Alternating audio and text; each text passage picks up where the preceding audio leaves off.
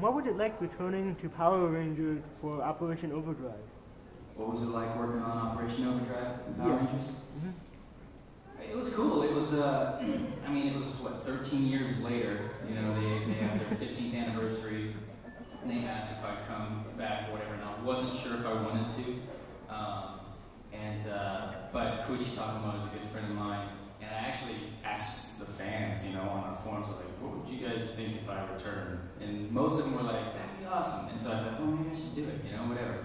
And so I watched like some episodes that they had done here. I don't know if you guys know Dan Southworth. It was one of his season or whatever. And so the show was like really good. The acting, they had stories, and they were acting. And I thought, this is gonna be cool because I was horrible back then. I didn't know what was going on, and it was super cheesy. And now the show's like, you're really acting. So I thought, this is gonna be awesome. And I was like, yeah, I'll do it. This is gonna be fun. And I asked for scripts. They didn't have scripts, so I flew out to New Zealand.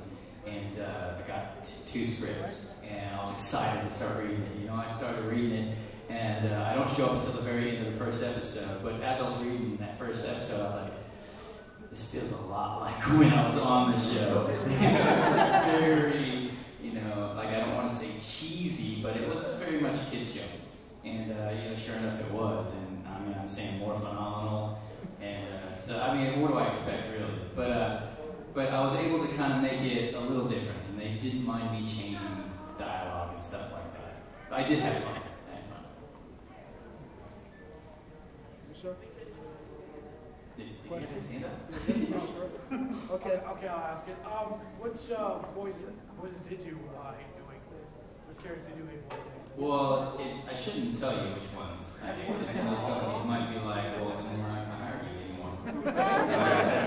But I'll tell you, I don't even remember the name of whatever it was, but the one that I really just didn't like was, I just got called in to do some goblins or something like that, and it was all screaming monster noises, you know, the whole time. You know, it was like, I was like, sure, because it was paying good or whatever, it was a game, whatever, you know. I don't know the name of it, but it was all just like, or whatever, the whole time, screaming, like dying and everything. And I couldn't, after that, I couldn't work for like 2 days, because it was like they just wanted it really kind of otherworldly, and I was just like, whatever, you know. But it was stupid. I didn't really think it through. Yeah, Road Rippers always suck. Yeah. They just do. As much great fun as the show itself could be, or the video game, or whatever the program is, it really sucks when you're in there and you're like, this hurts. No, at first though, I was like, when I was there and I was looking at it, I was like, oh cool, I've never done any kind of goblin-y, screamy stuff. This is going to be kind of cool to see what I can come up with. Yeah. But then after, you know, after the first 20 minutes, like, wait a minute. Can I last a couple hours? And it wasn't even words. I didn't have any words. And it was like, I wasn't credited as me doing anything. It was just miscellaneous. Like, I don't even think I had my name on it. Yeah. So, Yes. going to Tara, what was your favorite? My favorite animated role. Just like Johnny said, that's always tricky to sort of decide. There was something, and I'm still getting to play her, there's something kind of fun about Tamari and Naruto. Mostly because I've really gotten to sort of take the journey with her, because she, I mean, like all the characters on Naruto have aged, and there's been really a very full, fleshed out story. So from the acting perspective, you get to learn about the character and grow with the character and really evolve. Because there's so much done. Like, it was great to go get to play her, but I'm in and out. Whereas with Tamari, I've really gotten to sort of get attached to her. It's like when you're getting to play a major character on a show, you sort of, there's more of an attachment that you grow for that character than when you're just in and out doing a miscellaneous character, sort of. So there's something really fun for me about Tamari. But then there's other things that have just sort of stood out for me.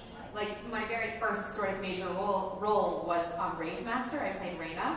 And it's just fun. Yeah. It's just fun because it's my first one. So it sort of has a very special, I was learning what the heck I was doing. I was trying to figure out how the whole dubbing thing worked, where the mouth was moving, and I was trying to match it and make noises. And, you know, like, it's a nice soft place in my heart because of that.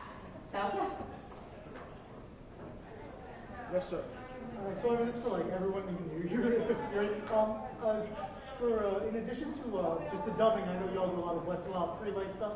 Do you have a preference? You like really enjoy being able to manipulate the characters in Freelay to do what maybe you want, and if the director likes you, Or do you really enjoy the dubbing? Do you really enjoy it? Well, I mean, I think it was like Johnny was saying earlier, there's something nice when you don't have to match the mouth flaps, and when you don't have to match the timing, because you really can make your own acting choices.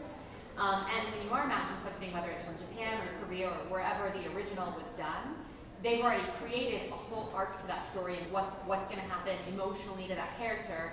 And when you're getting to do something that's original, prelay, you get to make those choices, and you get to work that out. And there's something really exciting about that. And also, a lot of times you get to work against and off of the other actors. When you're doing original animation, it's almost like doing a table read for a play or a movie or something like that. We're all in the room together in front of our mics, and Johnny will say his line, but I'll get to see him creating that and get to feel what that feels like to react to it, as opposed to me going in maybe before Johnny has recorded his lines and me just watching my lines and trying to match that. Not that there's not something fun about it, but it's a different, I don't know what it would. Yeah, I mean, well, yeah, it is. It's totally different. Yeah. And they're both fun. Mm-hmm. I definitely would prefer not having the limitations, you know. Although I know, like, when I get a role where like Izai or whatever, and I know it's a big show, I'm like, cool. I know it's popular already, so instantly it's, you know, it's a good one, you know. Because sometimes, like, we've worked on a prelay thing. I thought it was a good show, and then you'd never hear of it because it, like, they either lose money or whatever it is, you know. But yeah, there's something about like being able to feed off the other actors. Yeah. Yes, sir.